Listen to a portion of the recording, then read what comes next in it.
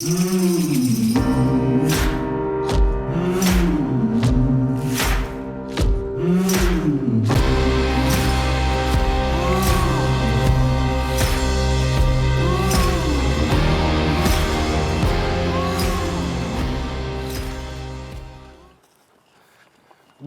et bienvenue sur les tutos du potager. Aujourd'hui, on va parler des petits fruits, cassis, groseilles. On va parler de leur agencement, de l'entretien du sol et de la récolte.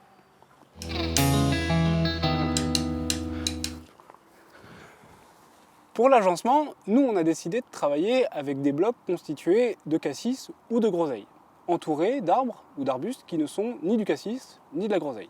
Par exemple, nous on a choisi le goumi du Japon, qui est une plante intéressante parce que c'est une fixatrice d'azote qui produit des baies comestibles. Après quoi on met un bloc de groseillier, un goyavier du Chili et de nouveau un goumi du Japon.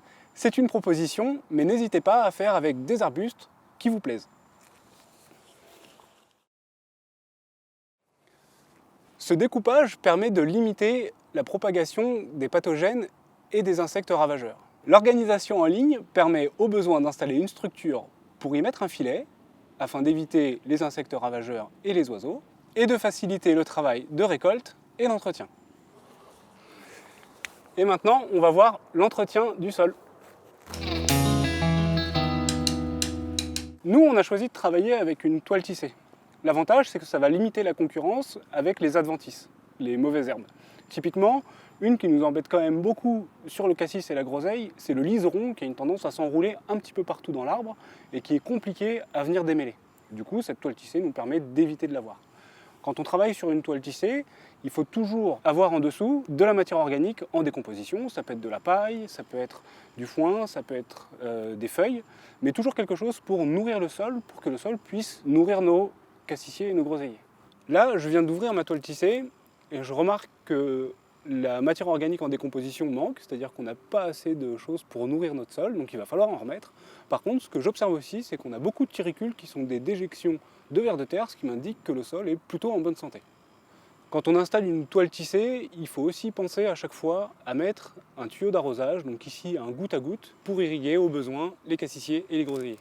L'inconvénient de la toile tissée, c'est qu'elle ne permet pas de venir arroser au tuyau d'arrosage par le dessus, parce que l'eau s'écoulerait trop sur la toile tissée, malgré qu'elle soit perméable à la pluie. Pour la récolte, les groseilliers vont se récolter en juillet. Les cassissiers, on va les récolter de début juin jusqu'à début septembre pour certaines variétés. Ce à quoi il faut être attentif, c'est que pour les cassissiers, les grappes soient bien noires, et pour les groseilliers, que les grappes soient bien rouges. Là, par exemple, les groseilles ne sont pas encore mûres. Ici, les cassis sont prêts à être récoltés. On vient de voir ensemble les petits fruits cassis groseilles et on se retrouve très bientôt dans un nouveau tuto du potager.